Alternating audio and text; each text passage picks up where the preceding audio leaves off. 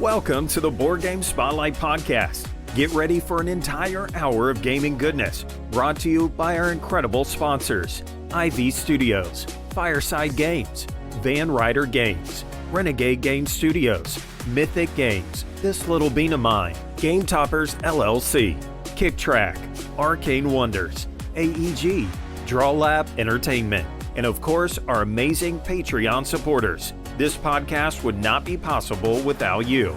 And now, here are your hosts, Derek and Lizzie Funkhauser. Hey everyone, welcome back to the Board Game Spotlight Podcast, episode 5. We are excited to be here with you, and we are going to talk about a lot of games. I'm Derek. I'm Lizzie. I'm Ruel. I'm Jimmy. And I'm Stephanie. So lend us your ears for about an hour, and let's hang out. Welcome to Grab Bag, a brand new segment where you never know what questions Derek is going to pull out of the bag. All right, so the first topic on today's episode is, of course, our grab bag. Mm-hmm. And Lizzie, what's the topic today? If you could visit any board game world, which would you choose to go to? Oh, okay. And you can travel there by any means necessary. So we're flying. We're definitely flying. Are we taking a bus? You can fly if you want to. I'm thinking more like Portal, maybe it'd be a little easier, but you know, you do you. Someone wants to take a rocket ship, feel free. I love it. Oh, that's fantastic. So who's gonna go first? Who you want me to go first, or I'll go first? Okay. I'll go first. Well, that way, because people could, start thinking about what they want to say, right? Because I feel pretty confident with my answer, and I'm sorry if I'm pulling it from anybody else, but don't take I mine. Would love. It's gonna happen. That's why he wants to go first. Yep. He's got one answer. This is like the draft that Jimmy and I just did about a week ago. Don't take it. I've already derailed this top. That was so much fun, Jimmy. Yes. It was like, oh, are they going to take my pick? By the way, so if you're listening to this podcast, you can go watch the episode on YouTube at Lobby of Hobbies. There were 6 of us, and we did a 10-round draft of board games where you had to pick what you thought to be the favorite or your favorite within certain categories. Right. Man, your ADHD is just on tonight. Oh yeah, I've got it locked in. All right, so my answer for which board game world would I love to visit is Everdell. There goes my answer. Oh no! Oh no! Yep, I've got a backup. So, I think it looks really peaceful. It looks very calming. I love the animals. Like the world that Andrew Bosley drew was absolutely stunning and gorgeous. So cool. And I'd love to just, hang out down by the river with some frogs or, the squirrels, or go mining with the, whoever it is, the moles. The moles. I don't know. Collecting berries and chopping down trees and building houses or nests or whatever it is. Yeah. I just think it's really pretty. Have you ever been camping? I usually glamp. Thank you very much. So you want to move to the forest, but you've never actually camped. I mean, I camp in the military all the time, and I'm totally over it. It's that counts. That totally counts. It's not very fun. Sleeping in a tent and not showering for 4 days, not super fun. No, it's not. Okay. All right, Steph, where would you visit? Me? Oh man. So I was thinking of a lot of games, and I was like, okay, so I like a lot of dark games, and I don't want to visit any of those, I don't want to die, I don't want to fight, I would probably get killed in the first round. So I've been really racking my brain, because there's games that I love, but I'd never want to visit there. But at the same time, when I was thinking about theme of games, I was thinking, and this is totally not just because this is Board Game Spotlight, but I was actually thinking that I would like to visit, and now I can't think of the name because I just blanked. Describe it. Tidal Blades. Oh my gosh, Tidal Blades. Oh yeah. And it's right behind Ruel where I can see him. It's right there. Yeah. And there goes my second choice. Oh my goodness. I'm sorry. No, it's all good. I've got a backup to the backup. Right. His backup said that. What a sport. Fine. At this point, Ruel has to go last just to see if he can. Yeah, we're gonna all take him before him. Oh man. Tidal Blades is beautiful though. Great It's pick. gorgeous. Yeah, I mean, nice isn't choice. it a little violent though? Because It is a little violent because they're they're fighting. And so I was The like, I don't know if I monsters, all that. necessarily want to be there. But I was also thinking, You could just well, be I don't like want a to say another villager. one because I might steal it Yeah. from Ruel. I'm not gonna Probably say will. it. Chill. I mean, there's a lot of calm in Mhm. Naviri, and I think there's plenty of time to chill and swim and stuff. You don't You have know. to be the main character. You're just visiting the world, you know? It's very Yeah, beautiful. It gives me like Hawaiian Moana vibes, and I love that. Uh-huh. Yeah, Yeah, so good. so- Yeah, you could just like show up to the thing and the tournament and watch them duke it out while you're just chilling and eating popcorn. Like really far away though, like really Exactly. far. I have my Have an orange binoculars. sleeve. Like as long as I'm a safe distance, we're okay. Oh, that's great. I love it. All right, Steph, pass it to somebody else. Me? Okay. I guess we'll go to Jimmy then. Oh, And sorry, let's bro. see who else is going to take my choice here. Great. Okay, I have two, and so I don't know if I should say it or not, but the first one I thought of is not what I'm actually going to go to, so I'll come back and see if Ruel picks this one later. But so my first choice I'm going to go with is Feudum. I would love to go to that crazy, Nice. Yeah. weird, kind of odd world that is Feudum. Just I love the color scheme. I love that kind of fun artsy style that everything is, and then you get to do like your Feudum stuff, like where you're like buying the hot air balloon thing that you float around in, and you're just building all your stuff. And anyways, it's just such a cool world, and the art style is so great. I would love to like Mary Poppins just kind of dive into that world and be one that's of a those great characters. I was not thinking that one, but yeah, that would be super interesting. It's such a that's mine. unique look, right? I love how unique that game looks. Mhm. I I've haven't never played it. played it. Yeah, I haven't played Yeah. it either. I heard the teach is want like to. brutal. I heard it's really tough. It's pretty Really? heavy. Yeah. It's pretty heavy. I've been gravitating towards it just because of the art. I was like, this looks really Totally. strange, and I love Yeah. it. Yeah. Yeah, it's such a cool, like Mark Swanson. I think the story is that he saw this artist that had done like a band poster or something, and then he like tracked this guy down and said, "Will you make this board game art with me?" And he was like, "Yeah." And then of course Mark is like so in every detail on his games, and so he just worked with him to make this cool world. So anyways, I love it. Nice. Pretty awesome. So Lizzie and Ruel, you Mm. two. Oh, boy. Okay. I mean, I feel confident in my choice. If Ro wants to go, I don't think he's gonna steal it. I feel like I got to go last now, just for comedy's sake. We'll see. Yes, We'll yes. see. Okay, I was thinking I want to go to Sentry Golem. Oh, okay. Ooh, nice choice. Good choice. Big Yeah. colorful The gems. vibrance. The golems, they look so friendly and sweet and helpful. like a bunch of like big hero sixes, just kind of like They're big so golems, cute. helpful. Yeah. But They're they're cute big though. rock They're big rock creatures. things, Big but they're Hero cute. 6 is like a mechanical little like balloon. It's the first thing that came to mind though. Like they're helpful and they're friendly and like I don't know. I think we talked about this before. Is this a big metal giant? No, something like Iron that. Giant. Oh, Iron Giant. Yeah. That's totally those vibes. Mhm. Nice. I agree. There we go. There you That's go. much closer than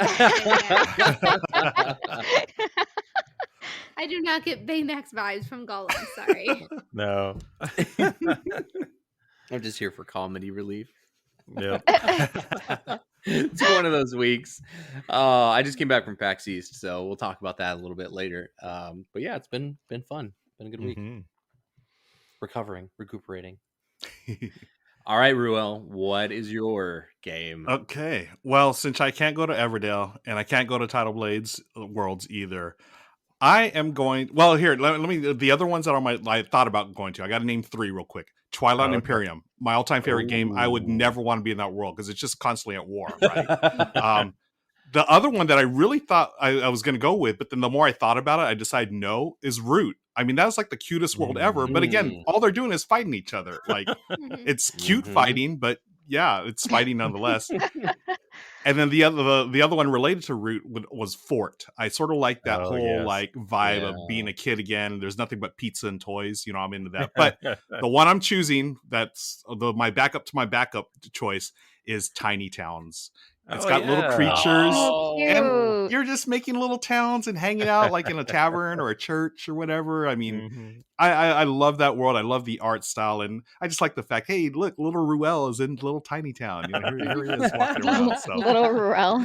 We need a Ruel meeple. Ruel meeple be adorable. The Ruel peel. Ruel peel? I don't know. Meeple, I don't know. Ruel people. No, the Rupel. Rupel. The Rupels. Isn't that a currency? I think it's it is. Yeah, Rupels. It is.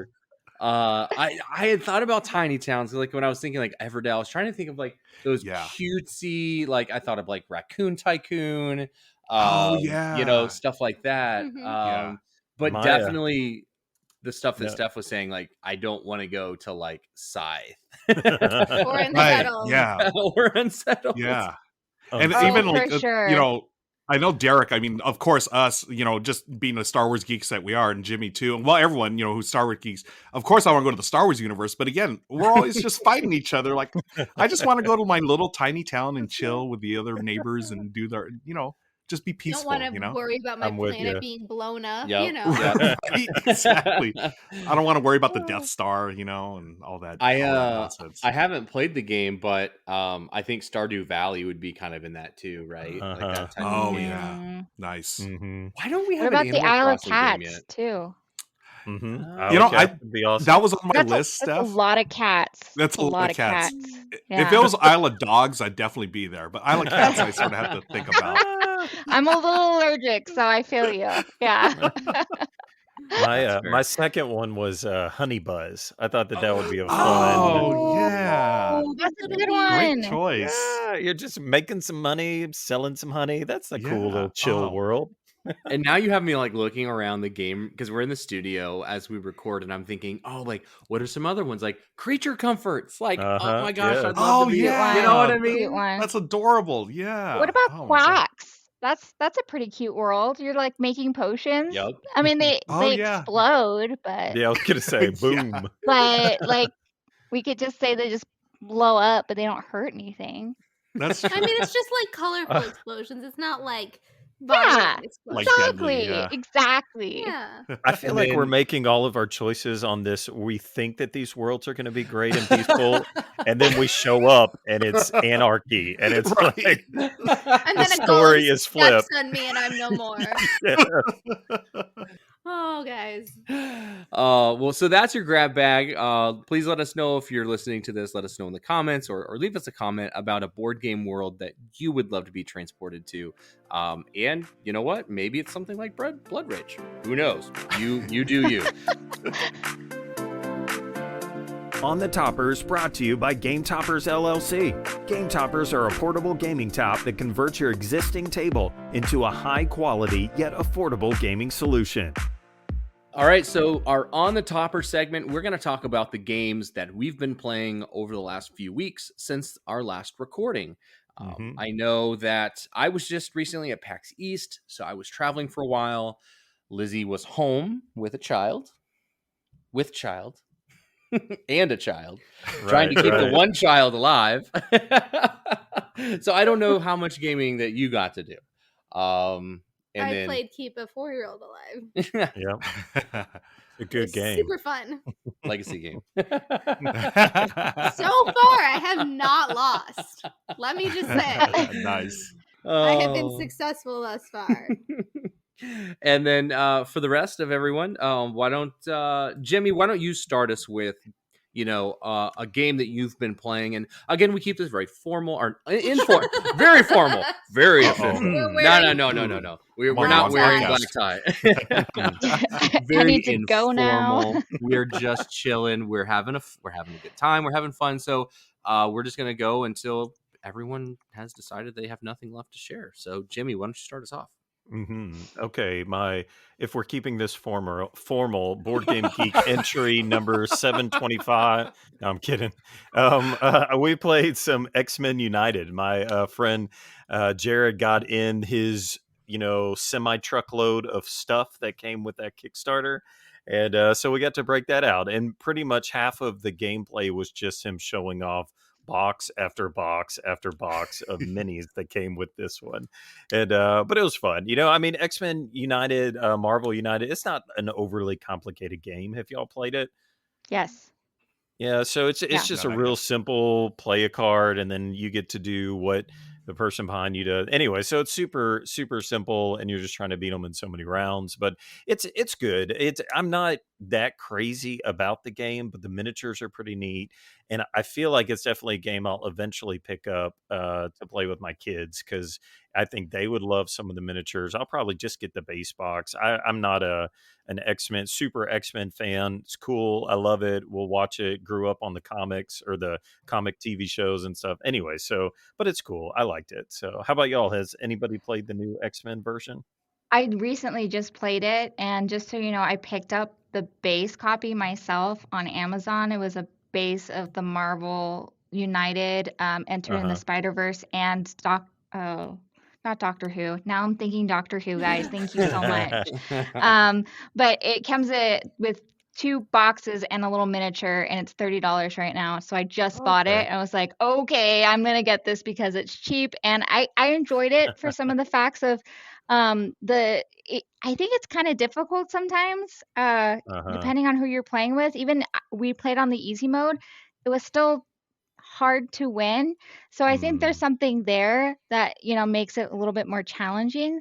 And I like that all different characters have cards that are kind of settled to that actual character. Yeah, Whereas I definitely. think Ryan played, and I'm not an X-Men person, I can't think of the name. He jumps around, and he has these cards that allows him to move around the board, whereas most people just move around once. I played Right. Deadpool, so mine were like, oh, you play this card, well, now you're gonna have to play your next card randomly because Oh it's yeah. very like chaotic, and that's what Deadpool is.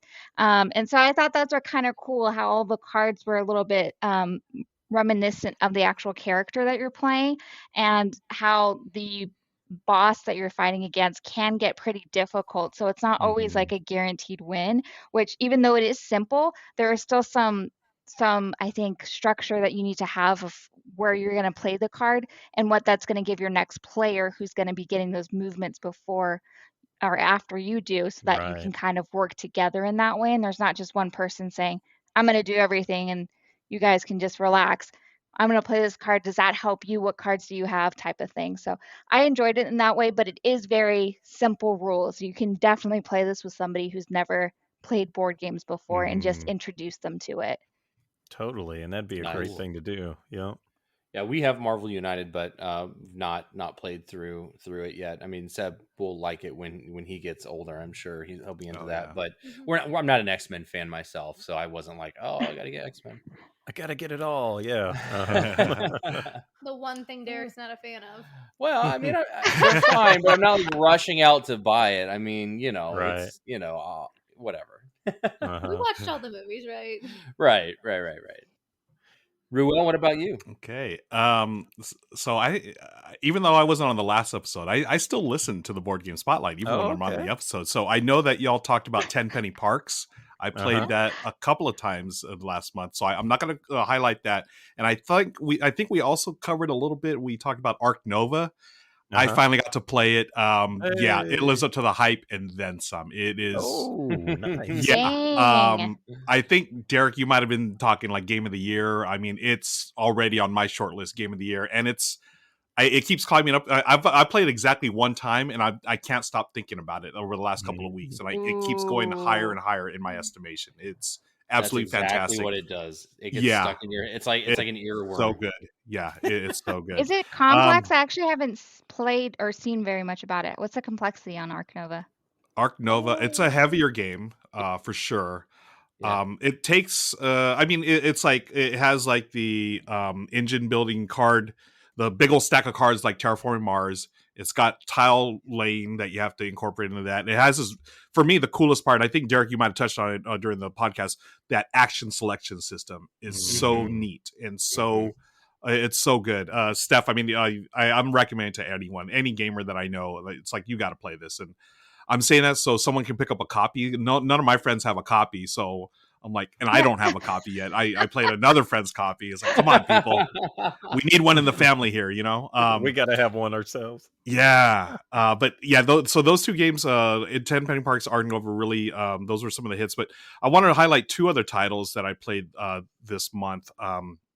Got to play Raw, the new edition from 25th Century Games. I got an early production copy of it.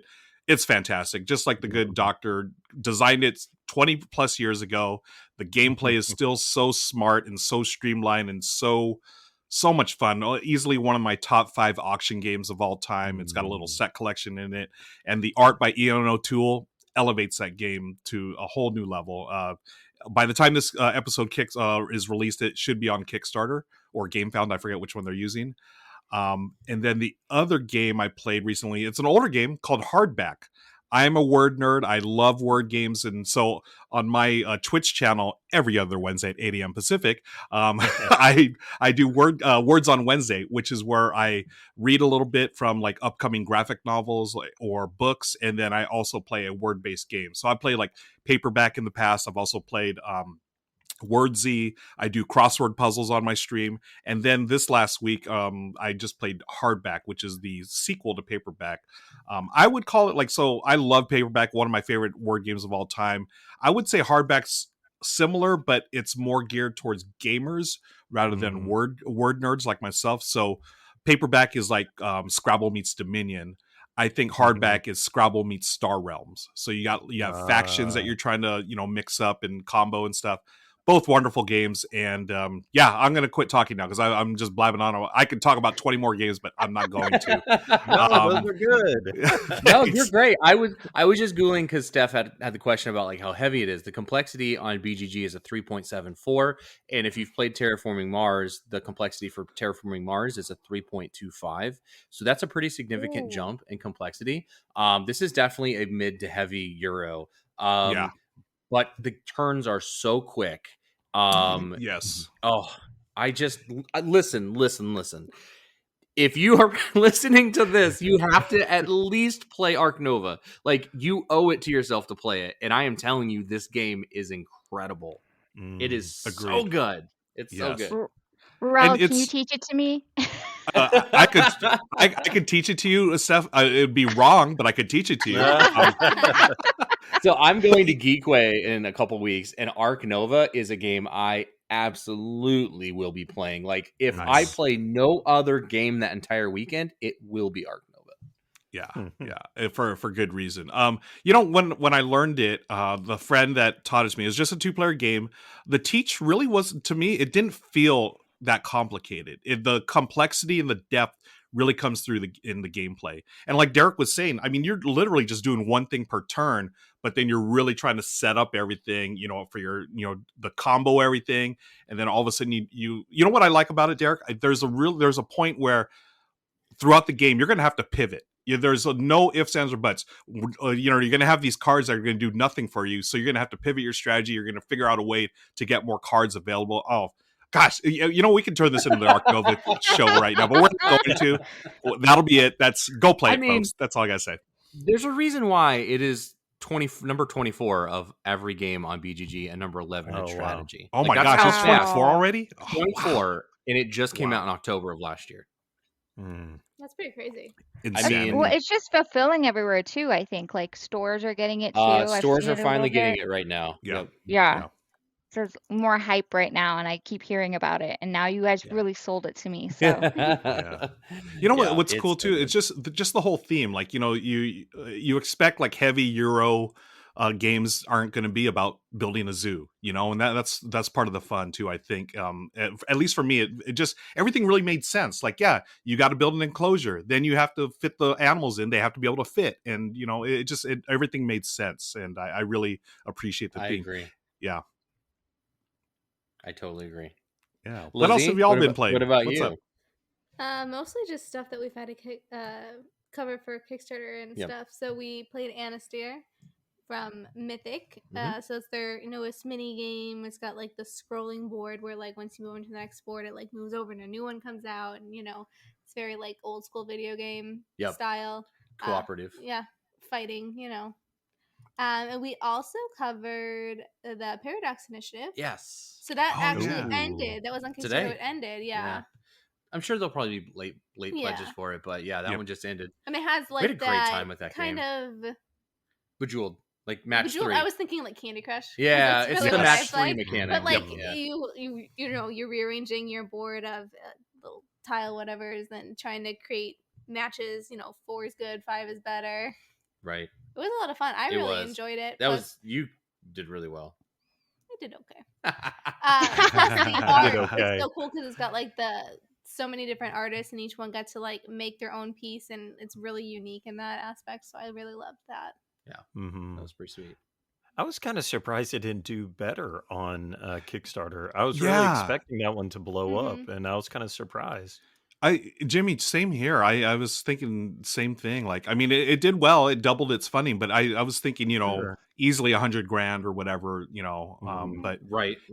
I was I live streamed it with the Brothers Murph, and we had a great time with it. And it's a really neat combination of that whole, like, you have your abstract, like Bejeweled Candy Crush thing, and then you mix that in with like set collection and everything else. Yeah, I thought it would do better. I mean, it's a fun game. I really enjoyed it, but. Hopefully they'll be doing late pledges. People can jump on that. It's well worth it. I think. I hope so too. And they'll be at Geekway of the West showing it off, I'm sure. Good. So I hope they super do. fun. Got up a little bit more buzz for it. Steph, what have you been playing?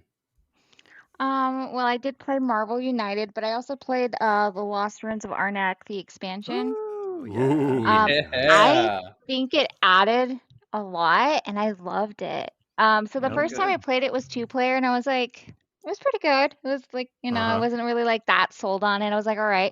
And then we played it with more people, and that's where it really shined. And so with the expansion, it just added characters. So I thought that was so cool because I was like, I like the variable player powers, like I have doing something but they're doing something different and we're working towards the same goal. So I thought it really helped the game, and honestly I'm like, I need that expansion now because I have the base and I want the expansion because I want to play the other players too and see how I can win with those ones. But Lost Ruins of Arnak is already a great game, so I was just like, yes, more expansions, let's do this. So that was I think the most recent one besides Marvel United that we recently played. And I also played Destinies again, I think last week, just to I have like the full Destinies thing, so it's like it's gonna take a while to get through all of them because of like the Sands of Time and Myth and Folklore, and I'm like, this is gonna take a while. So I'll be playing that one for a while at least, some more. But with the Lucky Duck campaign, I think that one's almost ending right now currently too. For a couple Dark Quarter. days. Dark Quarter. So I'm excited about that one too. Yep. Yeah, that does look cool. Their narrative storytelling games are incredible. Well, and Detective, which like they teamed with Van Ryder, and it's based on that. So we love Detective, and Detective's so like incredible. Having those two kind of mashed together in this like NOLA set, I think it's gonna be. Yeah, it's gonna be very, very cool. Yeah, I'm really excited about Dark Quarter. So to piggyback off Lizzie, you know, obviously played Anastair with her. Shocking. I do want to highlight that the magnetic miniatures on that game are really awesome and really, really cool. The way that each character can sit on every other mount in the game. Yeah, they have magnets inside of them. Yeah, I mean, we're showing it off on camera to everyone, but if you've seen the campaign, and every character can fit, like we've got here's a dragon. Oh wow! And like the character just sits right on top of this. So if you've ever played like Golden Axe in the old days, like side-scrolling beat 'em ups, that's what this game reminds me of. Super powerful characters, tons of enemies to beat up. You can pick up enemies and throw them into other enemies and like stun and kill each. You know, it's really, really fun. And for a cooperative, there's some really cool stuff happening. I also got a chance. I was at PAX East, and I got a chance to play quite a few games there. Funny enough, I played a couple kids games because Rob and Deb, they have a lot of kids, and their youngest taught me how to play Quest Kids. Quest Kids is recently, I think it's on Kickstarter right now, or it's ending. it's really cute. It's a really cute like cooperative, or I guess it's like semi-competitive. You're competitive, but also like helping each other through this dungeon. And you're trying to defeat enemies and collect them for star points and stuff. And there's a really cool mechanic where there's 3 different types of cards you need to play to defeat enemies or pass challenges, but you may not have everything you need, so you can ask for help. And so if another player helps you defeat or pass that challenge, then they would get what they call a kind kid card. So you're rewarded for being helpful and helping others, and I thought that was really cute. And then I also got a chance to play a game called Adventure Builder. It is a light RPG for families, and this fulfilled off Kickstarter. I got it from Amazon because they sent it to us because I wanted to play with Seb. And it is just really cute. And the aim of it is to bridge the divide between RPGs and tabletops, because a lot of times parents don't really know how to DM or run an RPG. And so this holds your hand pretty well, but still allows everyone at the table to be creative with like, problem solving and solutions. And, it's a really nice way of like guiding you down the path, but not like, just not totally giving you the answer. Right. So we've got it. I'm going to make Lizzie do the DM. Yeah, totally. And we're going to play with Seb and see, cause it's very simple. Like a challenge, you roll a D20 and you have to roll a certain number to pass the test. And then if you don't, you've got tokens you can use to like help yourself pass or whatever. But it's very chill. We'll see if he makes it longer than he did the movie. No. I That's saw what that I post. played this week. Try to entertain my child, so I took him to the movies, let him pick. He was so excited. We got all the snacks. We went and saw Sonic 2. 20 minutes in, I miss home. Let's leave. Oh no! I was like, what? He's like, I'm done. I was like, you don't like the movie? No, I like the movie. We can't watch this at home. I want to go home. Okay, so we went home. So So you went home.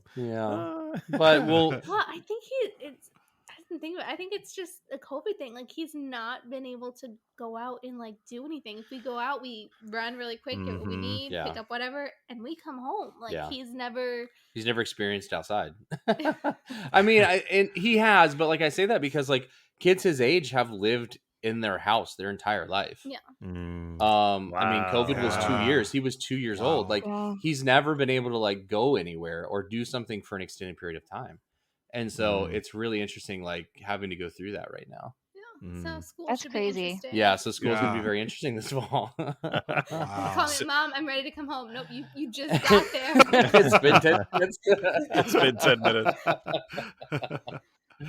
That's what you tell him. Sorry, son, I'm at the movies right now. So you want to come watch a movie? I mean, like thankfully it was like a matinee, and we're like a smallish town, so like it's not like super expensive. It's not like in Chicago where it's like $20 or something. It was like it was cheap. So I was like, but still, fine, it's whatever.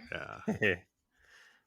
It's a good movie, by the way. Yeah, it's cute. I mean, it has James Marsden and right. Yeah, and who is it? Ben Schwartz's Sonic. I love Ben him. Schwartz. Yeah. So and who plays Dr. Robotnik? It's Jim Carrey. Jim Carrey. I mean, like I don't know any of the characters, so I'm assuming you're talking about the bad guy. Yeah, the bad guy, Jim Carrey. Jim Carrey. Dr. Robotnik.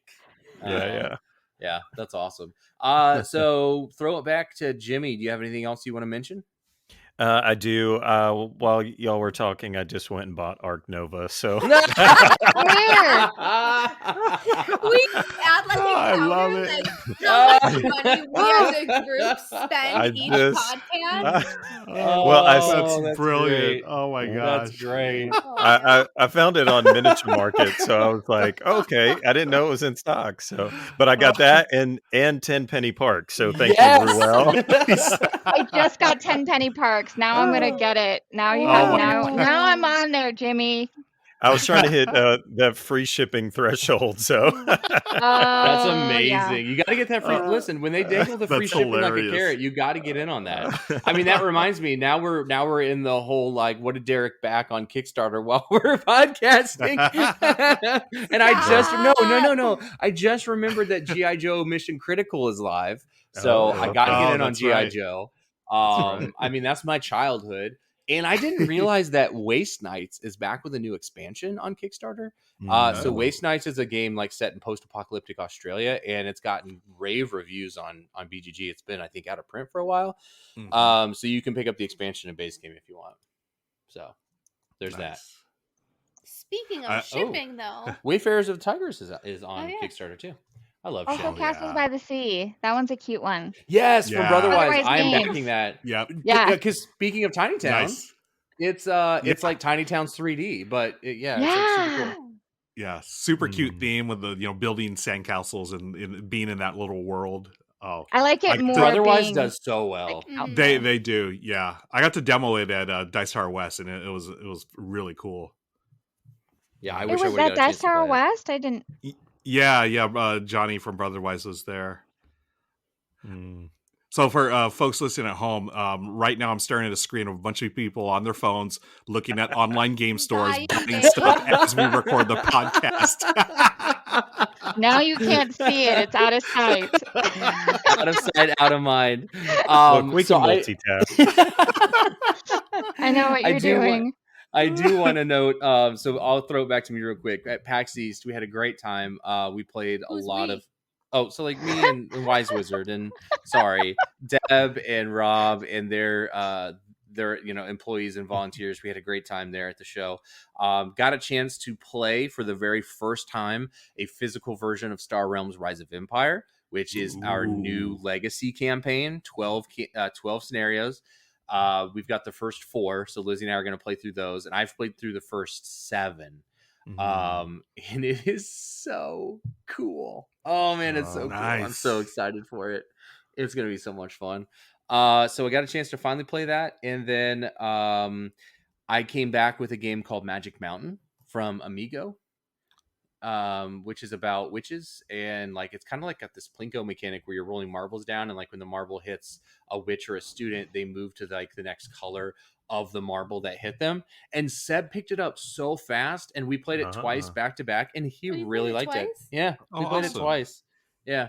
Yeah, the reason I didn't play that is Derek bought me Quest for Camelot from the last podcast. He bought the DVD because he couldn't find it online anywhere. So I was watching that and reminiscing about my childhood. And Derek just like decided to go off and teach our child a game. Seb was not into the movie. So Seb was like, this is fine, right? Like, it's whatever. Amazing. But it was great, and I had never seen it before, so I got a chance to watch some of it, like half of it, and then I had to keep our 4-year-old entertained, so he wanted to play his new game I got him. So, well, wait, so you bought this during the last podcast? Is that what I'm hearing? We were talking about all the old movies, and I said I wanted to watch it. So Derek was like, I'll see. Like if it's on streaming or we were looking all online, could not find it anywhere. So he bought me like a copy on eBay. It was part of your Easter gift, you know. I mean, it was. Yeah, it was part of your Easter. I want to watch it, and so good to know. I need to buy the. I really liked it though. From what I remember, it was so fun. Are you buying it right now? I see you on your phone. Well, okay, you know the prayer Andrea Bocelli. Yes. Okay. Hold on a second. I get to talk about this. Okay, so the prayer by Andrea Bocelli is in the movie, and I look over at Lizzie because it's relatively early in the movie, so I'm still watching. And I'm like, did he write that song? Like, or did they just put it in the movie? So I'm like, that movie is really old. And I'm like, okay, so Andrea Bocelli wrote that song for the movie in 1998. And I'm thinking, oh my gosh, I remember hearing that song as a kid and had no idea that he wrote that song for the movie. Yeah. So that's where that came from. Wait, did you just say 1998 was really 1998 old? Is really I know. old. He's making me feel like he's older than me, but he's like, oh, that's so long ago. I'm like... But it is long ago. I mean, okay, you know. I mean, the Nintendo 64 came out in 1997, so like... You are banned from telling us how old things are. You're just done. Oh, boy. So anyways, I just thought that was really interesting that was part of the movie. Because I remember that song as a kid, and I had no idea that it was from that movie. That's because we talked about it last week, but that staff or that cast was stacked. Like, yeah, it's incredible. I was looking it up I can't again because believe- I It kept was. hearing voices, and I was like, "How did they get all these people?" Like, And 'cause how is this it so movie did underrated? Not, like, I mean, like, I still remember it. Me and Stephanie do, but like Yeah. other people don't. But it had such big names in it. So like when it came out, it was big. I mean, the song that's from it is definitely stood the test of time. People know and recognize the prayer. So it's just crazy that the movie has definitely, you know, you can't find it online anywhere. You don't see like anyone talking about it. Yeah, No, I mean, and like it's I so said, good. You don't. I thought it was great. I don't believe you. First 20 minutes. Yeah. Listen, Seb gets it from me, okay? I was into it. For Does 20 anybody minutes. else have any other games they want to talk about, or should we just turn this back over to Ruel so we can just go full Arc Nova? Yeah. Well, I was going to say, we could just turn this into shopping with Lizzie and Derek and just, look out and see what we're going to buy next. Hey, I have not bought anything. It is all... Well, actually, you know what I bought this last week? Oh, I bought a car. Oh, okay. Oh, wow. wait, Okay. well- Okay, that's I nice. think it's going to take me quite a long time with my Kickstarter purchases to get to that level. Yeah, how many Yes, board but games how is that? often do I Right. use the car versus your games? I'm going to play them every day now because of that. Okay. I would love to see how long that lasts. 3 days later. No, listen, I actually was talking to Bob and Isaac and a few other people about, like, we had not played Board Game Arena for a while because I was gone for about a week. And I mean, we usually play Board Game Arena once a day. So I'm playing games once a day. They may not just be the games in the studio, Yeah, but you don't even need to own them. It's true. You're playing them virtually. It's true. Okay, that argument backfired. Well, if we're talking about a game, I just want to bring this one up because I'm really excited for it. It's the new Mind Clash game called Septima. It's not out yet. It's coming out. And the whole theme of like the witches and everything, and I was just like, I used to, like, I was in elementary school pretending I was a witch with some other like little kids that were like, we're witches. And so I was like, when I saw this, I was like, this is amazing. So I'm just really super, super excited about that. Yeah, Mind Clash is amazing. Yeah, they're Yeah. good games. I'm actually really bummed that I missed. For some reason, I think when Perseverance came out, I think it was like right at the beginning of COVID, potentially. I don't remember what was going on, but like I think I had just deployed or was getting ready to. I don't know. It was just kind of a weird time, but I missed on Perseverance. But I'm sure they'll come back with expansions, or you can always find those things on their web store or at conventions. But like Cerebria and Anachrony and Tricarion, like all of those games are phenomenal. Yeah. I have the huge box of Anachrony that I haven't even played yet. I have the huge one. It's such a good worker placement game, but it's pretty long and kind of heavy. But that puzzle of like trying to figure out gaining resources from the future or, using them now and in the past, and it just creates this weirdly time continuum issues. So, you just blow up the timeline. No big deal. You stepped on a butterfly, didn't you? Stepped on a butterfly. Good callback. Our next segment is brought to you by Kicktraq. Kicktraq is a crowdfunding analytics and discovery platform. Hey everyone, and welcome back to the Kicktraq Spotlight. This week on this episode, we're going to spotlight the 2023 Board Game Mosaic Calendar.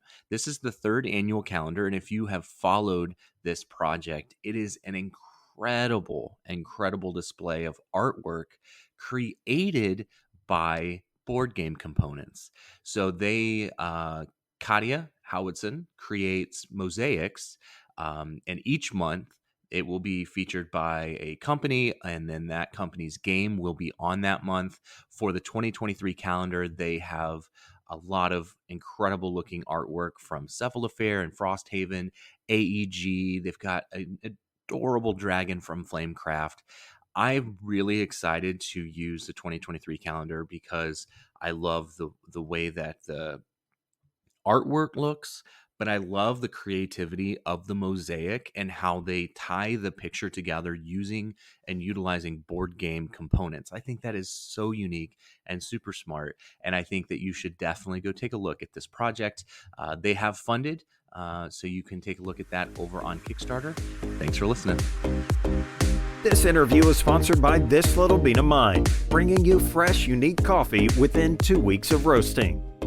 All right, I'm here with Jay Cormier with Off the Page Games. Thanks so much for jumping on with me tonight.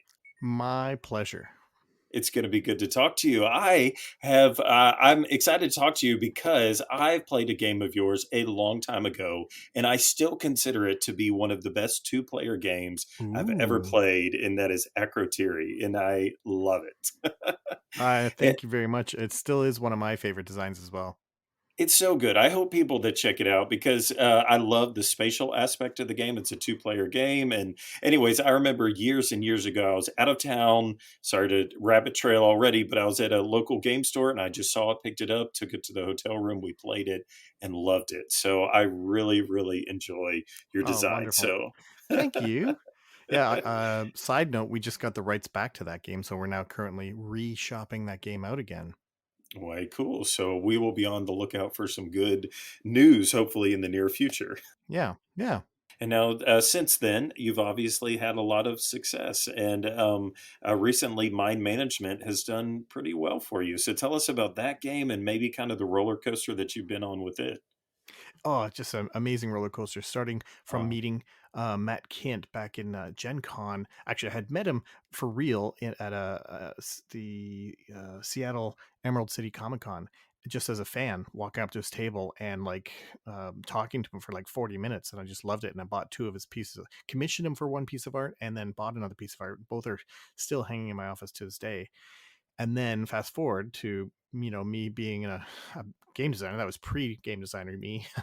And we're at Gen Con, and through a weird circumstance we get introduced to Matt Kint, and I'm like, oh my god, Matt Kint. And we end up playing games with him all night long, and it was super awesome. And he just got into board games in a big way. I don't know if you remember that phase of your life where you're like, what is this world? Yes. And so he had 2 huge IKEA bags full of games he just bought at Gen Con. And he had liked Acrotiri as well. That game just keeps coming up in this interview, doesn't it? And we, of course, loved his stuff. And he just said, just haphazardly, oh man, I wish that'd be really cool to get a game about mind management. That'd be wicked. And Sen and I are like, can we make that for you? And he's like, yeah. He was as surprised as we were. Like, sure, yeah, could you? Will you? Would you? And we're like, yes. And so we all shook on it. And then we went through 3, maybe 4 years of failing hard. We couldn't figure it out. We kept coming up with idea after idea, making a prototype, testing it, and it just not feeling like mind management, and just shelving it. And this is the good way of doing IP, where you figure it out. You try to do it. And the bad way of doing IP is usually a company will get a rights to IP, but they have it for a certain period of time. So they have to have a game released by the end of blah, blah, blah. And that's why sometimes they feel rushed and maybe not fully fleshed out sometimes. So I felt like we did it the right way, where it took us a long time. And I was feeling sad because I'm like, this is one of my favorite comics of all time, Mind Management. And I'm like, I want to do it right. And it wasn't until we came up with this concept of doing a 1 versus many hidden movement game where we finally got the feeling of mind management, the emotional experience that we wanted of this paranoia and double guessing and mind manipulation senses. And it was great. And so we made the game, we pitched it to a bunch of publishers, and it got picked up. It got signed by a publisher. Huzzah! All we had to do was sit back and wait for that sweet, sweet board game money to come flowing in. And unfortunately, yeah, exactly. 6 months later, that publisher went under. And so we got the rights back to that game. We had a meeting to discuss what do we do, who we're going to pitch it to again. And it was Matt Kint who said, why don't we just do it ourselves? And it's really funny because for the longest time, Sen and I were like, we're not publishers. We have no interest in publishing. We love designing. That's what we want to do. But fast forward to then, when that conversation happened, and it was like I was now able to have moved down to part-time at my job. So I was working only 3 days a week at my job and 2 days at board gaming. And so I had the time-ish to do it. And I'm like, well, maybe I should do it. And so I talked to Sen, and Sen was cool with just me doing it because he's got a full-time job. And so I said, well, I'll do it. I'll make a go out of it. And so the last part was deciding is this going to be my only game I ever publish? Am I going to do a lot? If I do a lot of games, what do I stand for? What does my company mean? What is my purpose of my company? And So I decided, since this was based on a creator-owned comic book, I'm going to become a publisher that only publishes games based off of creator-owned comic books. And that's why I called myself Off the Page Games. That's amazing. Yeah. And I know that there's so much that goes into that, right? Like you just said you just launched a company, right? Like there's got to be so much so more. easy. Spin it around like a week and a half. No, yeah. When we made that decision, like we had 100% of everything ready to go besides the art, but everything was ready to go. So even at that point, I still said, let's launch the game in 9 months.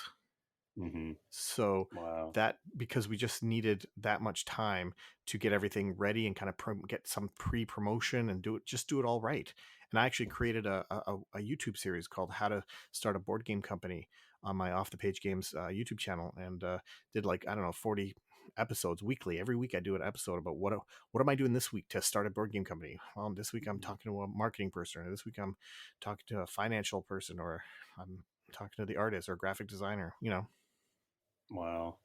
Yeah. And so, I mean, what a game then to launch your company with, right? Super happy with the recognition and praise that it's been getting. We poured our love into this game and really tried to make everything as on brand as possible, because the game's all about psychic espionage. So there's hidden messages and codes and little Easter eggs all over the place, and I love it. I love that much, and so does Matt. Matt loves taking advantage of the medium, so much so that he just started and announced this past week Flux House imprint as part of a Dark Horse Comics. So it's his own imprint at Dark Horse Comics to make his own types of comics, where he wants to challenge the medium of comics, which is, I'm like, yes, of course, that's very Matt Kint. And it's launching with a brand new 4-issue mind management series. Wow. Yeah. That's so good. So the part of the roller coaster then was that you launched the game on Kickstarter, right?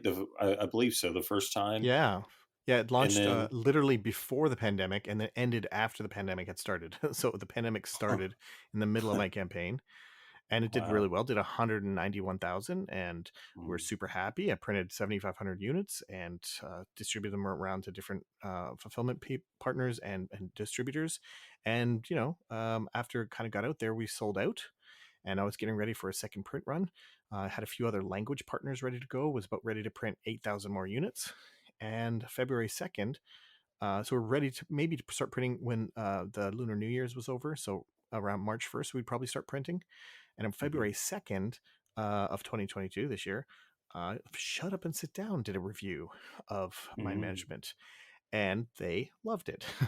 It was very influential. If it has any evidence, this is the story that will prove their influence on board game. And that February 3rd, people started talking to me about, like, maybe you should do another Kickstarter. And I thought you couldn't do a Kickstarter, unless it's something that's different or doesn't exist or something like that. And so I decided, after talking to a bunch of people, like, well, let's add these little secret cards that it's really weird. Like, not many people know this, but in the game itself, there's all these secret codes. And if you find a secret code, you're guided in the rulebook. It says, go to this website and type it in, and you'll be given a page with a picture of a card that you can print and cut out and add to your game, like right now. And so we decided to make this new edition come with all 10 of those cards printed and added to the box that you get right after that. And they're still going to be each in its own envelope, so they still will remain sealed. If you still want the enjoyment of the treasure hunt of trying to find the codes and unlocking them, you can still do that. But just from doing that, February 3rd, the day after the review hit, I started putting together a new Kickstarter page. And even Kickstarter itself was like, maybe you should slow down a bit. You're going to need more time to launch. And I'm like, I know what I'm doing, I think. And so I launched on February 8th. Like, wow. 5 days after I started, like, actually first having the thought of doing it. I mean, I had all the assets from the first Kickstarter. I just had to redo a bunch of things here and there, and update it and everything, and launched and let all my content creators that ever did a review for it, let them know, and it did 782,000 on a second go. Just That's bonkers. amazing. So that's game number one from Off the Page. You got Yeah. anything else you could tell us about? You got anything else on the stove cooking up that's coming? Absolutely. Yeah, we are getting ready right now to launch our second game. It is called Harrow County, the game of Gothic conflict. It is a Mm, 1 versus 1 asymmetric combat game that can play up to 3 players in a one okay. versus one game. um, Uh-huh.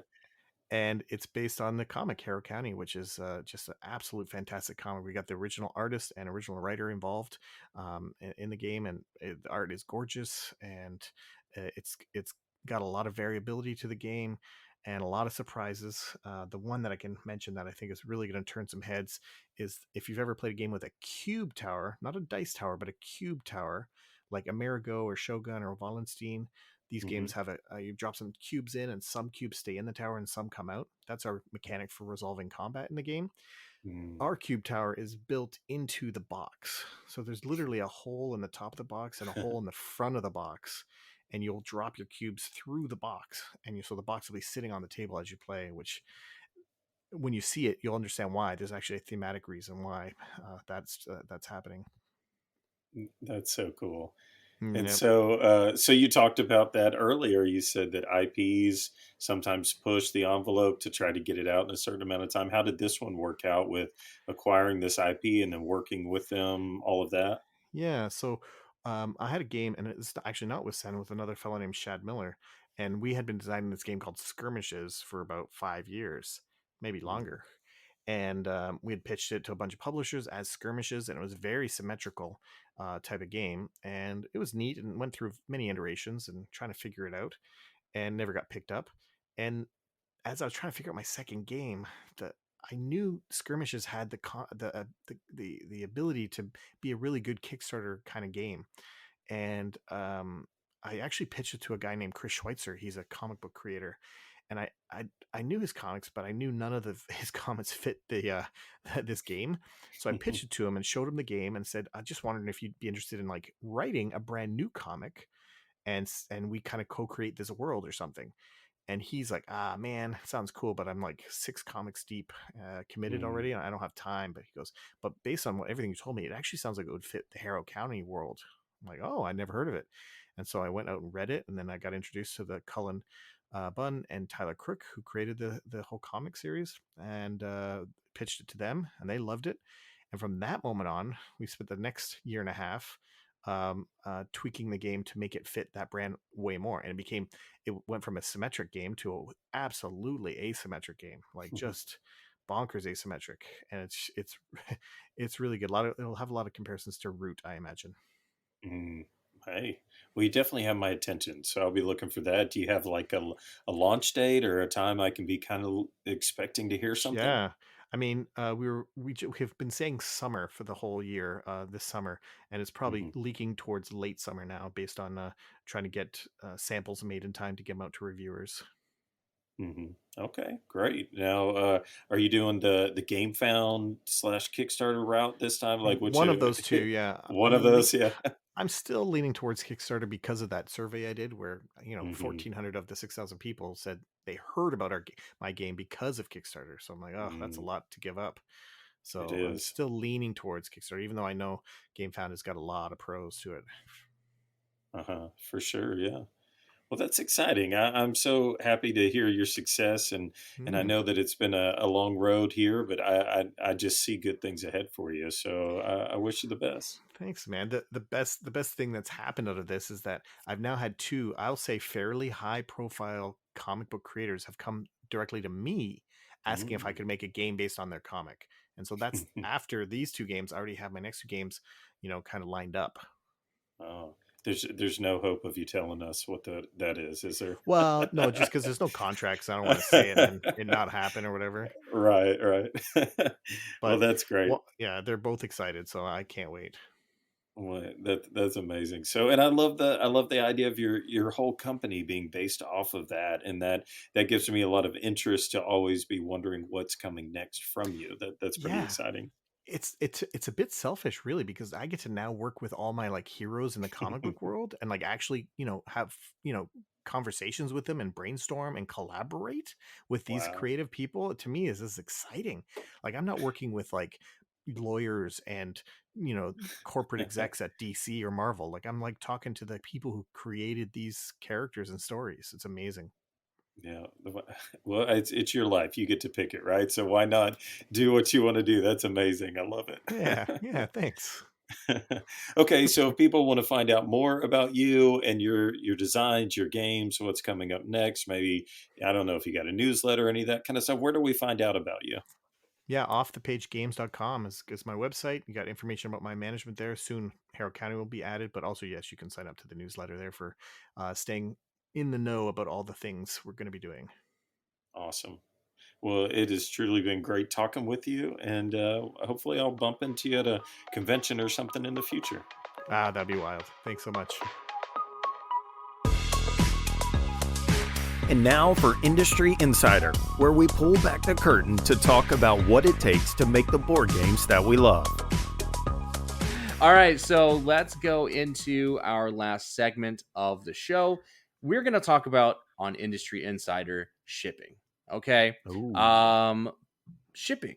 So it's a part of life. We get things shipped all the time. We get things from places like Amazon or Target or wherever you might ship. And a lot of times, Miniature Market, Miniature Market, Game Nerds, Cool Stuff Inc. I mean, a lot of times when you're receiving these goods or these boxes, you don't realize that most of the time these huge companies like Amazon are subsidizing shipping because they're getting massive rebates at scale, and they're being able to, like, free shipping is one of the biggest lies of this world. Like, it's not free. That cost has to go somewhere, and someone is taking on that cost. Like, there's no such thing as free shipping.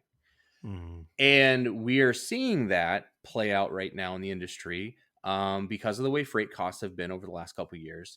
And recently, CMON, with, I believe, Marvel Zombicide, put out their pledge manager with the shipping details, and it was pretty high. Pretty shocking. Yeah, I mean, there was a little sticker shock by a lot of backers. Who backed 70 pounds of games and then are like, they're going to charge me to send me 70 pounds of games? The audacity of these people. That's like 2 of my child. So this is not meant to be a rant or a rave or any sort of critique on individuals or a company at all, but more of just a discussion and conversation about this. And I was talking to Lizzie today, and I was talking to a few other friends online, and what I've realized is that we've gotten to a point in crowdfunding that the consumer and the backers want more. They want more. They want more. We need more. We need stretch goals. We need Kickstarter exclusives. Like, we want it all. Like, we just want to continue to be pumped with like these really cool stuff. But there's a cognitive dissonance with not understanding, like, all of this stuff that's being given to you has to come at a cost to someone to get it to you.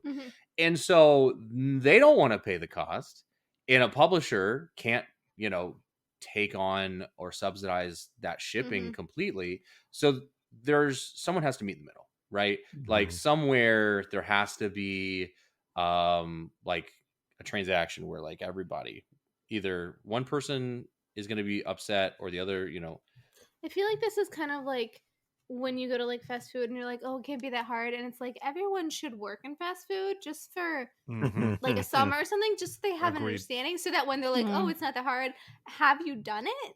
Like, like, people should work in shipping, or like get a tour of the like, so they have an understanding. Because like, so just off the top of my head, like, you have to load it into freight, it has to cross the ocean, and then it has to go to the shipping hubs, however many they are, wherever they are, it has to get there.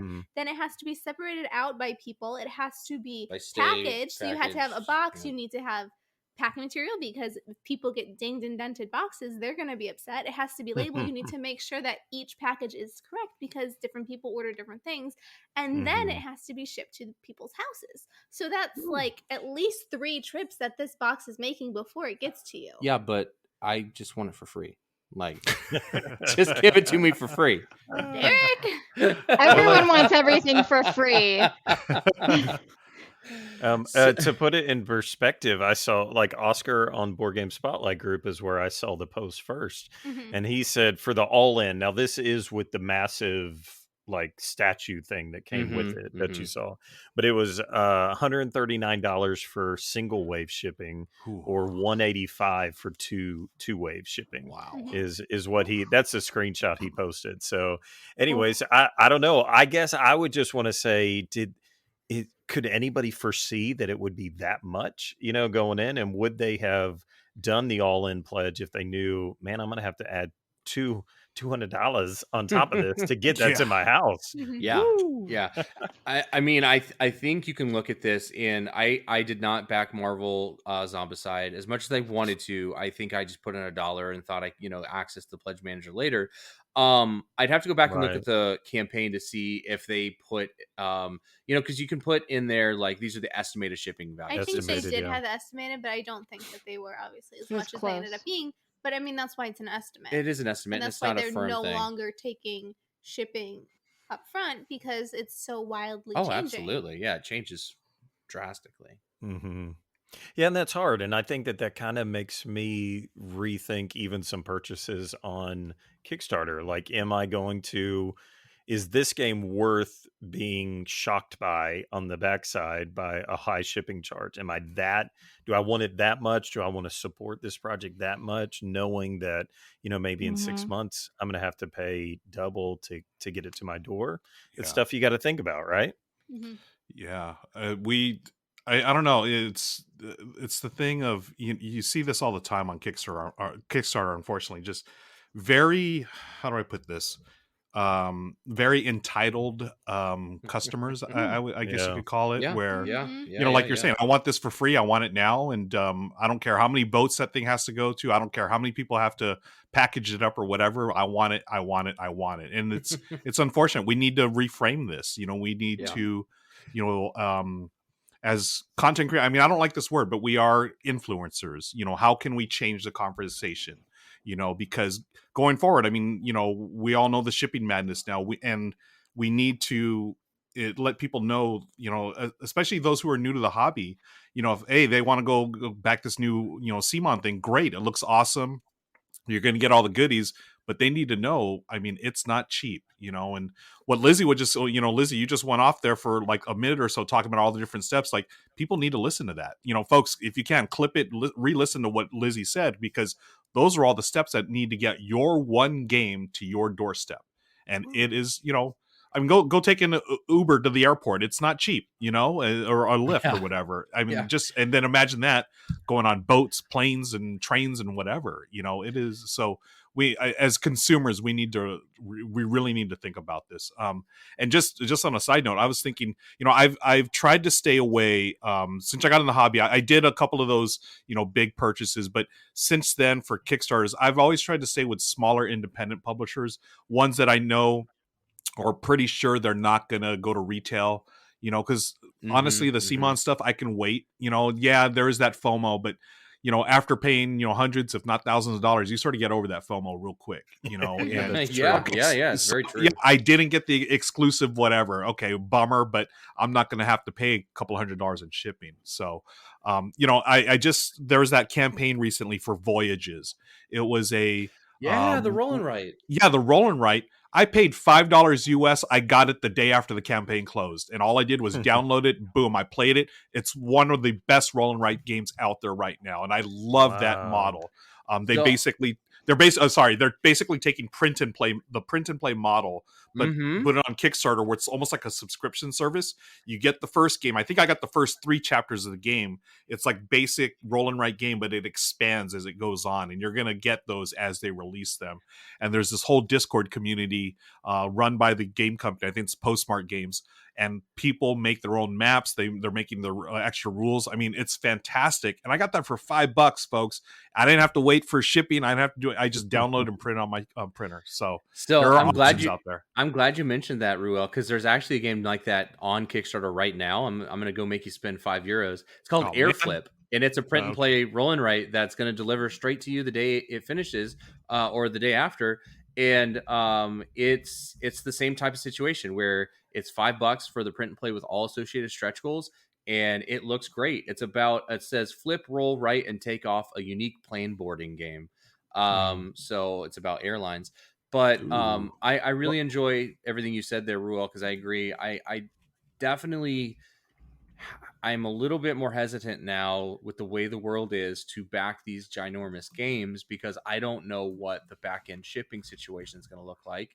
And as sad as this is, I also don't know if a company will be able to fulfill said game with the way the world is. I mean, when you're looking at the way shipping freight has become, and like what Lizzie was talking about, all of those steps that she mentioned are places where people have to get paid. Like those aren't things that just happen for free.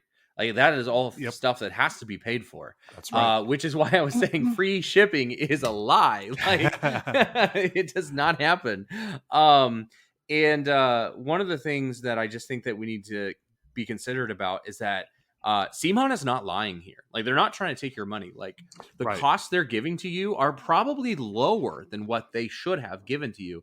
I would expect they are probably subsidizing some of that shipping, because if they're doing 2-wave shipping, and the reason why you're seeing like $185 is because you want the game sooner. I think it's forecasted for like this summer, and then the rest of it comes next summer, is likely because they're air freighting all of that straight from China. Like, I don't think that that's going to be on a boat that quickly. I'm pretty sure they're probably going to air freight that. I don't know that as a fact, but that's my opinion on it. And air freight costs are astronomical. It is crazy. It's worse than boat freight. So it's just, all those costs are definitely real.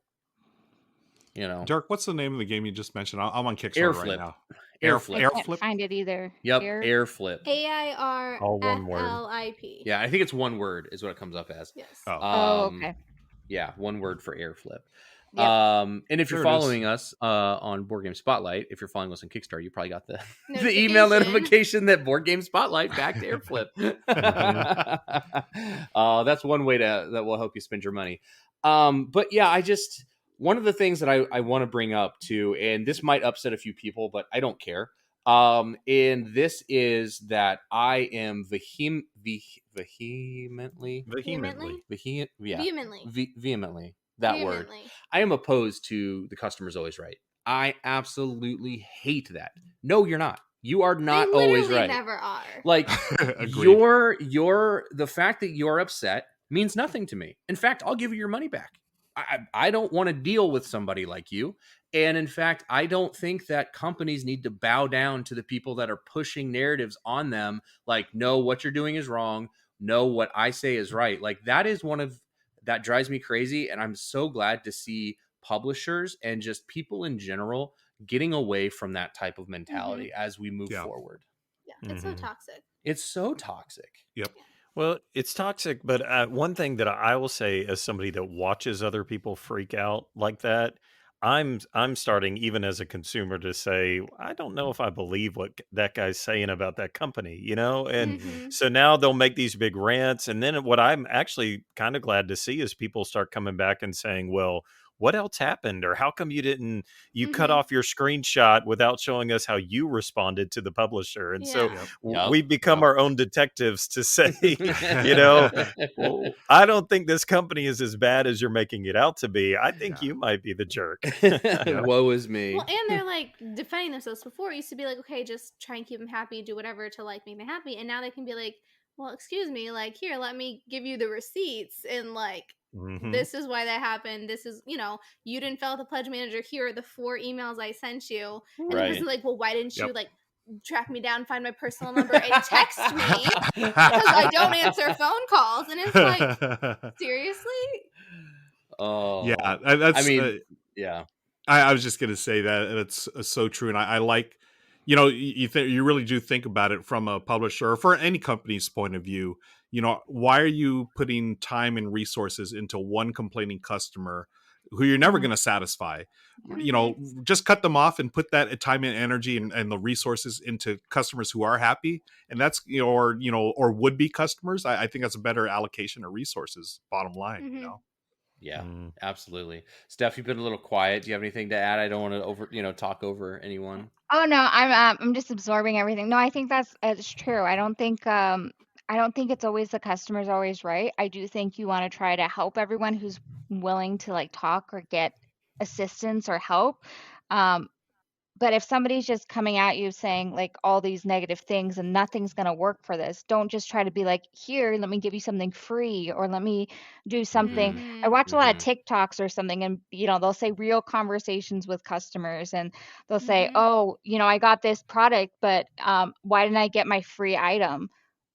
It's a free item that we're offering for some of them I'm like, it's a Mm-hmm. free Right. item. You got what you ordered. It's just so crazy to me with all this different Mhm. stuff. Like, Mm-hmm. you got what you wanted. If they didn't give you the free stuff, like, is that the whole reason you got it, was for something free? I just like some of that. It just makes me insane a little bit. Mhm. Especially with small businesses, they're trying to make sales, and then there's these people coming after them, or they're getting their orders and they're saying, well, I didn't actually get it. And they're like, you never actually ordered anything. Mm-hmm. And so they're Yeah. like, do you want me to send you something free? And like all this stuff. So I just think it's Mhm. crazy how sometimes it is the entitlement of people saying, I'm just going to do this for free because I don't see the actual repercussions myself. Yep. So, and it Mhm. doesn't Yep. hurt me personally. So then it's okay, which is not. It's not Mhm. okay. And especially, I think, for smaller businesses that are trying to do this stuff. And there's people who are just out there to take advantage. And I think that's just not right. Mhm. Well, and the thing about all of that, like what you're saying, is if I'm really being honest, there are times when I almost default into that mode too. Like the Mhm. second something isn't perfect, I can find how quickly I can go into that mode. Oh, they didn't give me Yeah. my sandwich in the drive-through, and I kind of go in and I'm all angry, and all of a sudden it's just a mistake. It's just Mhm. something that went Yep. wrong. Yeah. And so I have to kind of talk myself off the cliff sometimes. And it's just so funny how quickly I can go there. So maybe as consumers, we need to do some self-awareness checks to say, this isn't that Absolutely. big of a deal, Absolutely. Yeah, hold everyone else, hold yourself and everyone else accountable, being able to call people out and say, that's not right, Yeah. Mhm. Yeah. I think we needed to a point where kind of like as a group collective, we're like in a way policing ourselves and like Yeah. making sure that Mhm. that letting people know that that's not acceptable. Like Mhm. I think we need to be more vocal and not to be combative or violent Yeah. or aggressive or Mhm. anything, but just let people know like this is not acceptable and this is not the way that we want to see people behave. And I think that might be a good step. Mhm. And not to be Agreed. But so reactive with people who are combative. If you see there's right. somebody who's combative, I think just let it go, cancel it. Just Like, back off. just be Mhm. like, all right, that's cool. I said my piece. Like, I'm not here to fight. That's okay. Especially me as a non-confrontational. I'll be like, okay, done, I'm done. out. So I gotta go take this phone call. Yeah, I want to go now. The number you've dialed has been disconnected. I love it. Oh, that's so funny. And overall, I just want to say that the CMON shipping issues are not contained. Like they're not just only going to affect CMON. Over the rest of this year, we're gonna see projects like this where shipping creeps. I mean, we saw it at the end of last year, or even within the last year, I think. But we just have to be aware that this is not something that is going away for the foreseeable future, and that if you're caught up in this, just take a breath and think twice before you speak, or text, or type, or post, whatever, and maybe just cool off, right? And just realize that there are real people on the other side of the screen. There are real people on the other side of the phone. There are real people whose businesses are being affected, who are going bankrupt, who are having to let people go. And we're trying to get out of that. But the shipping thing is going to be here for a while. Mm-hmm. I mean, I think Well it's said. just so obvious with Simon because it's such a big game. Yeah. So, like, it's just magnified that many times. I mean, in a So- way, I thank Simon for enlightening people and like bringing this to the forefront and being like, look, this is the way it's going to be. And I feel bad that they've had to take the brunt of this and that they're the ones who are having to deal with all these issues. But someone had to be that first company that's had to be like, look, this is the new world.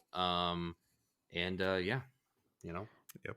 So if somebody doesn't want to pay, or say for some instance can't pay for that full shipping price, do you know what the other side of that is? Are they going to say, okay, we're refunding you, but they made the game?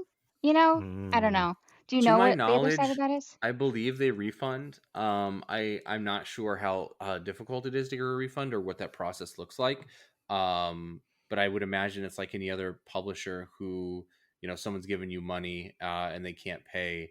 Refunds can be made as long as the company can issue a refund. Well, and Like the pledge 70%. manager just Yeah, open. I mean, So without they Kickstarter fees have and stuff. Yeah, you they won't get your have full time your full to, amount. it's not like it has to be paid like Mhm. this weekend or you lose it. So like people have Yeah, a they bit do of time have to some kind time. Yeah. of save And up, that's try and why figure out how to a lot of Yeah. publishers will have like pledge managers open for 3, Several 4, months. 6 months, right? Right. Yeah. Mhm.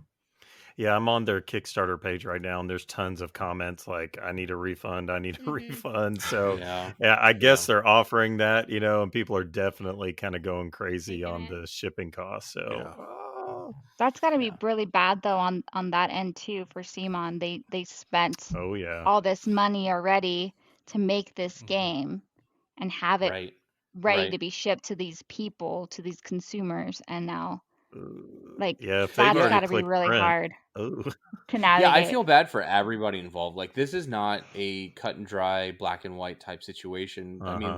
there's a lot of nuance to the conversation, and there's, I feel bad for everybody on the side, for backers who now are maybe priced out of getting what they thought they could do before, and then Simon having to deal with all of these logistical issues, and all of the backers who now want refunds. So again, it's not great, but this conversation, I just want to make sure that those who are listening, if thank you for listening, but also have patience and just understand that our wonderful leisure hobby is getting more expensive. And that means that you'll likely have to be forced with some difficult decisions on how you're going to spend your money. And, that's tough. Mhm. Yep. Yeah, it's never easy, right? Especially, for those of us where, if you're listening to us, you're passionate about the hobby just like we are. But Yeah. just it's got me thinking, just listening to all this, it got me thinking when I first got into the hobby, I made it a real, it was a real, something I really stuck to early on was, I'm not going to pay full retail for stuff right off the bat because I didn't want, stuff was expensive. I mean, it's still expensive. So you find other ways. You find a game group. Now that we're starting to get together now a little bit more in person, find a gaming group. All you need is one copy. You can only play one copy at a time. Have so and so buy that copy, and then you buy the next one or whatever. And that's Yep. my regular Yeah. gaming group. Unfortunately, no one has a copy of Arc Nova, but one of us will get it eventually, and then we will play that copy. I've got the copy of Tenpenny Parks. I just loaned it out to my buddy. He's got it right now, and then so that's one way around the cost issues from a consumer standpoint. There is also, you go to convention, they have flea markets. You can get stuff for dirt cheap. You've got auctions on eBay. There's so many other ways. So again, if money is an issue, which is a lot with a lot of people are facing that these days, there are options. I still want to support, your our friendly local game stores and these great companies. Yeah. But the reality is too, yes, from a consumer standpoint, we need to, you may have to find alternative methods to, playing these great games. Yeah, Mhm. no, definitely agree. One of the things that we did coming back home is that board game commune type thing, like, where, so-and-so's got this game, cool. Then, there are some crossovers where, we both have played a game where like, I have to own it for my own collection. Mhm. But for the Exactly. most part, I've actually stayed away from buying some stuff because I know my friend AJ has it, or, someone like that has it. So just think I could be buying a lot more games. Lizzie's face. Yeah, You because can't see it, board but it's games the priceless. only thing you spend money on there. Oh, I love it. Well, thank you so much for listening. We hope that you've enjoyed this episode, and as always, please let us know in the comments if you have any questions or if there's a topic that you would like us to talk about. And we hope to have your ears next episode. And Yes. With that, I'm Derek. I'm Lizzie. I'm Ruel. I'm Jimmy. And I'm Stephanie. Thank you for listening. We'll catch you next time. And that's it for this week's podcast. Thanks again to our amazing sponsors and our wonderful Patreon supporters. We'll see you next time on the Board Game Spotlight Podcast.